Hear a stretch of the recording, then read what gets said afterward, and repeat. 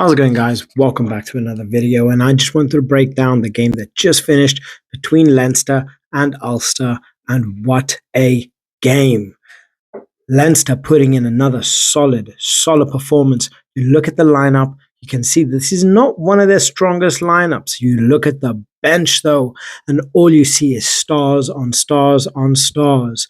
And before we go into anything further, we have to give praise to Dan Sheehan, because this guy is a monster. We're going to talk about him a little bit later on in the video. But please like, subscribe. It really does help my channel grow. And I just want to be providing you guys with the best content possible. So let's break it down. Let's go through everything. And let's see how Leinster beat Ulster 41-17. Honestly, I was not expecting this. And at this moment in time, Leinster cannot stop scoring. They really cannot stop scoring. And the players that they are having, like I say, they didn't exactly have the strongest of sides. But even then, this side was able to take Ulster. Yes, Leinster started off a little bit slow. They ended up in the lead at half time, right? And then the second half was just all Leinster to a certain degree. They were just too strong. They were too direct. They were able to break down Ulster, although Ulster did have more possession and more territory. It comes down to what you are physically doing with the ball. You can be fluffing about all day long, moving it left to right, but not having any action, getting anything done with the ball. This is the difference. This is why Leinster were able to put 7 tries. Yes, 7 tries past Ulster. There is reason why this happens. And I mean, we break down the stats. So Leinster had 7 tries. They only converted 2, which honestly, if Prendergast was playing up, probably would have seen a lot more converted. 128 carries, 8 line breaks. They lost 10 turnovers, 5 turnovers won. Yes, they did have less possession and less territory, with 45% possession, 47% territory, but they also did bang in 203 tries. Right now, we look at certain key players for Leinster. Obviously, we have Dan Sheehan, who is just spectacular, out of this world. The guy is an absolute monster. Please, someone tell me that this guy is not the best hooker in world rugby right now. Like, I know there are people on his level, and even as a South African. As a South African, I do say Dan Sheehan is the best hooker in world rugby right now. He is. It's just ridiculous how good he is. You know, it's just absolutely ridiculous.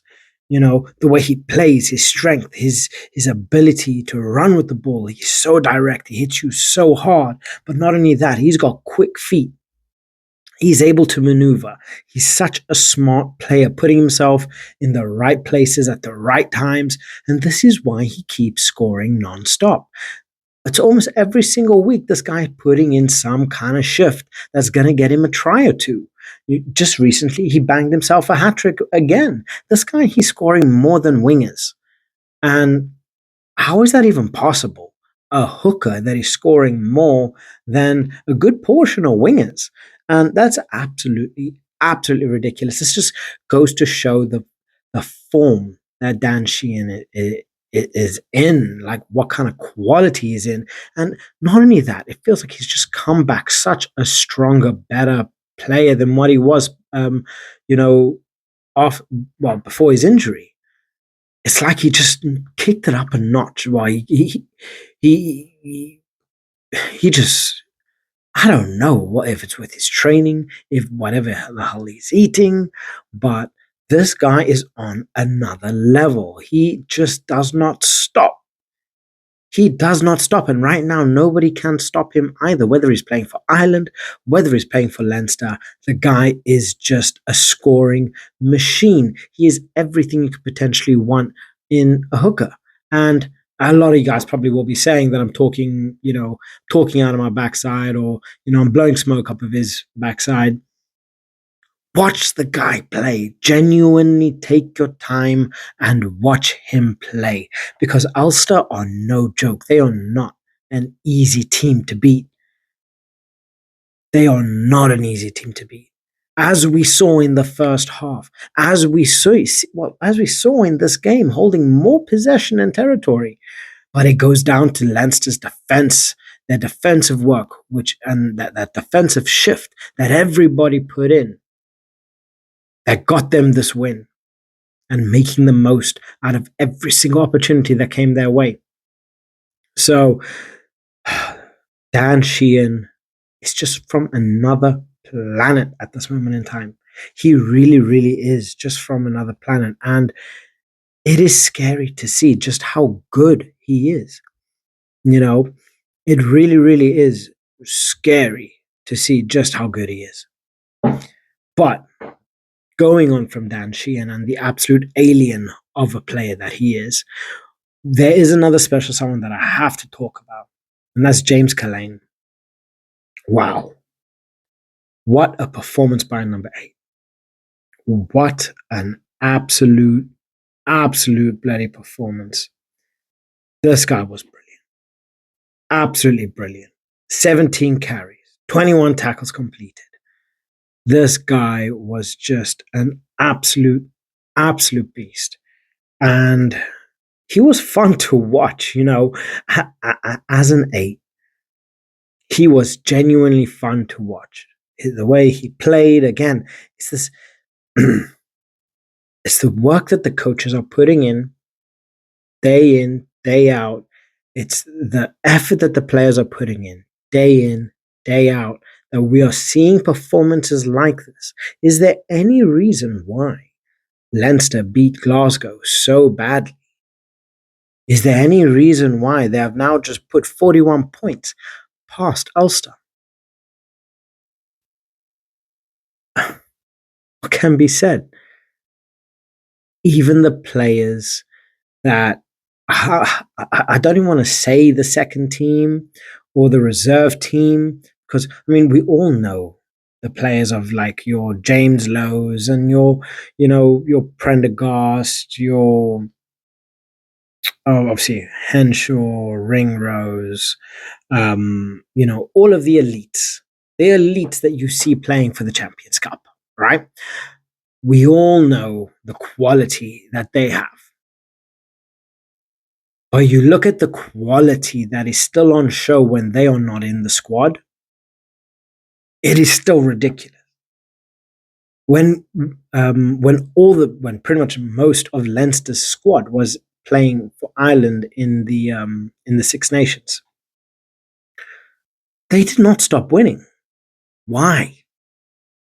It is that mentality, it is that depth of team that really puts in the shift when the big players are not there.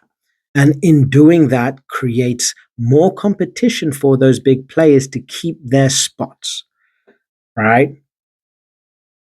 Because when you have players that are putting in solid performances week in, week out, you know it's going to get picked up by the coaches. You know it's going to be get picked up by the head coach. And it's going to put yourself in a bit of a pickle if you are not performing as you are. And then you have some of these young lions, just waiting to pounce for your position. And that is exactly what Leinster need. And that is exactly why Leinster are the favorites for damn near enough everything. They are on another level right now.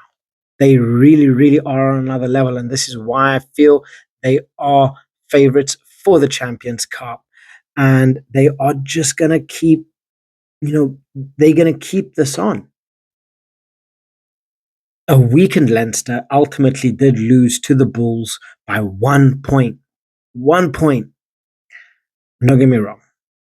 It is what it is. A loss is a loss. But damn, this Leinster squad is good.